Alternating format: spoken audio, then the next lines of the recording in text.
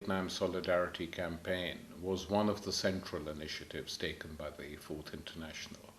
And they did it all over the world, wherever they had a few people. And it was very effective. Very effective and very correct. It was a necessary thing to do, and that's why it was effective. It was related to something which was real, that was going on.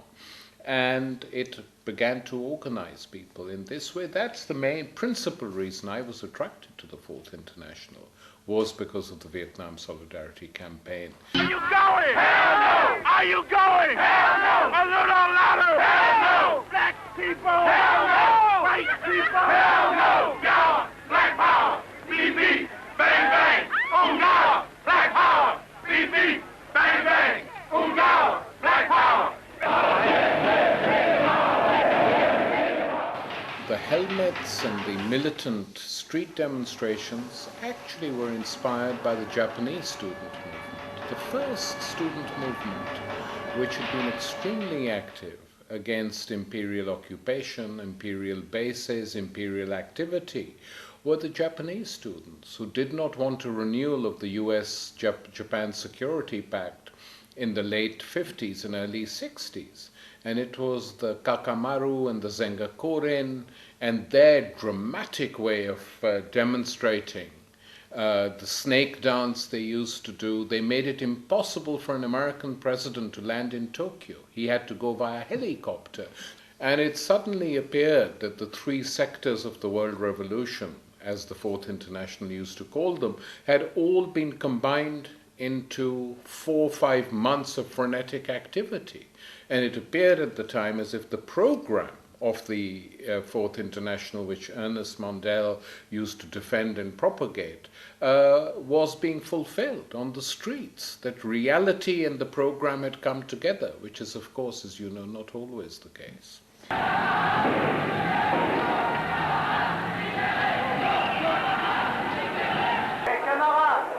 J'ai un mot d'ordre à vous proposer. Il est court, mais il veut bien dire ce qu'il veut dire. Tout simplement, ni esclave, ni robot. Très bien.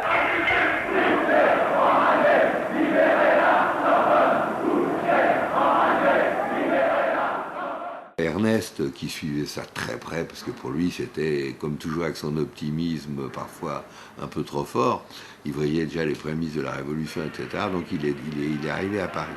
Et quand il y a eu la fameuse nuit là, des barricades au quartier latin, rue Gay-Lussac, il s'avère que c'était la rue principale où il y avait les barricades.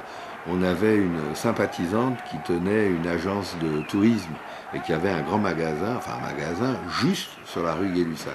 Alors elle nous avait donné, bien sûr, prêté son magasin, et le QG des JCR, avec Mandel, on était là, avec des va-et-vient permanents, on allait dans les barricades, on revenait discuter des petites réunions, le rideau de fer était tiré et on était au sous-sol. Donc tout le temps on se voyait, on retournait aux barricades, on se voyait, et Ernest était là, il allait aussi humer les barricades, toujours pareil, un petit escarpin, petites chaussures, tenue belge, petit costume, et il était là. Et bien sûr, les flics nous connaissaient, filmaient tout le monde, et Ernest a été repéré.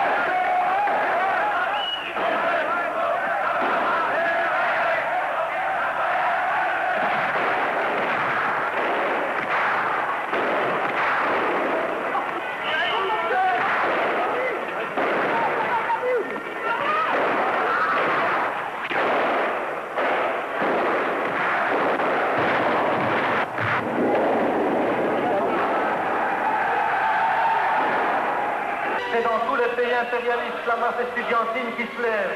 C'est la jeune génération ouvrière qui se lève par des manifestations et de grandes grèves. C'est la jeune génération d'étudiants et d'intellectuels qui se lèvent dans les pays dits socialistes contre la politique des revenus, contre la renaissance du chômage, contre les menaces pesant sur l'emploi, contre l'intégration des syndicats dans l'État bourgeois, contre l'évolution vers l'État fort et autoritaire, contre l'OTAN et l'Alliance Atlantique, pour une relance du mouvement ouvrier qui débouche enfin sur les luttes ouvrières qui mettent en pratique, en question, le régime capitaliste. Et du coup, très vite, comme il cherchait partout des complots internationaux, alors il y a eu le complot cubain, puis il y a eu aussi Ernest, le pauvre Ernest, qui s'est retrouvé là-dedans. Et très peu de temps après, il s'est fait expulser. Il y a eu une consigne du gouvernement français. Il a été expulsé, il n'avait plus le droit de revenir en France.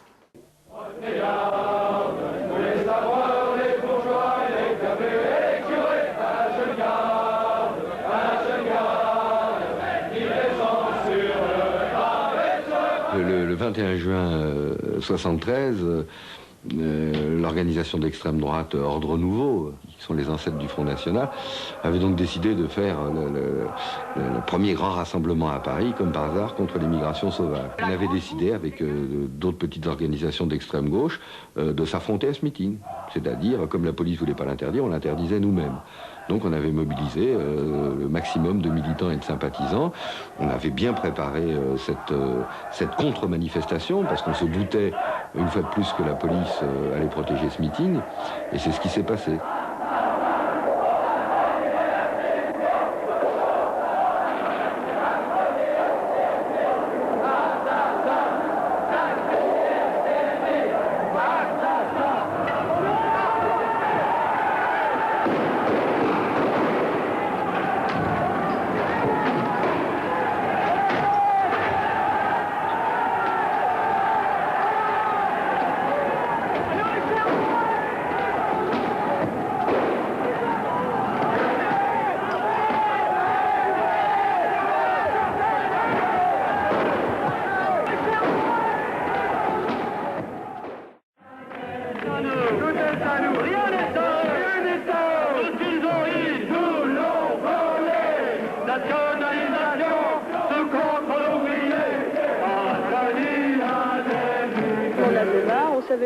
On n'avait pas encore établi exactement pourquoi on voulait occuper l'usine, mais on voulait l'occuper et tout le monde voulait l'occuper.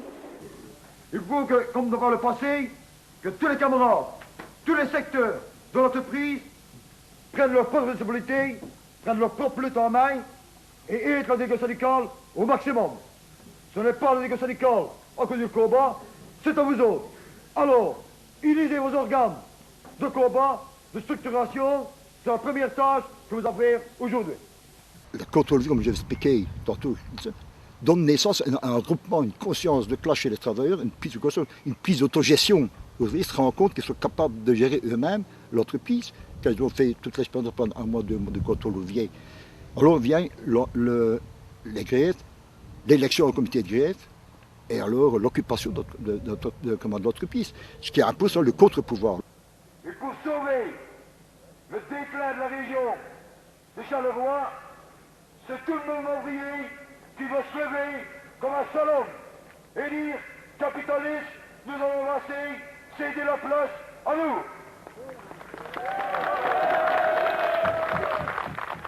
Nous sommes maîtres dans l'entreprise, nous allons gérer nous autres-mêmes, mais tant que nous n'avons pas gagné, nous ne céderons pas.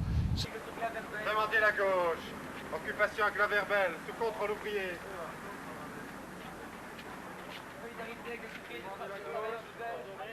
Ernest avait un langage et une écriture fort pédagogique. Nous avions, nous, à Gilly, créé une bibliothèque ouvrière avec les pourcentages des cotisations perçues par les travailleurs. Et il y avait beaucoup d'écrits d'Ernest sur le compte ouvrier, sur l'autogestion ouvrière, et tout ça. Et je n'ai jamais vu un travailleur qui me reportait le livre en me disant c'est incompréhensible. L'occupation du comité de grève, elle ne peut avoir qu'un contre-pouvoir politique, qu'en unifiant tous les comités de grève, au niveau régional et au niveau interrégional, et on fait un comité de grève national, une sorte de parlement ouvrier, qui contredit le gouvernement national.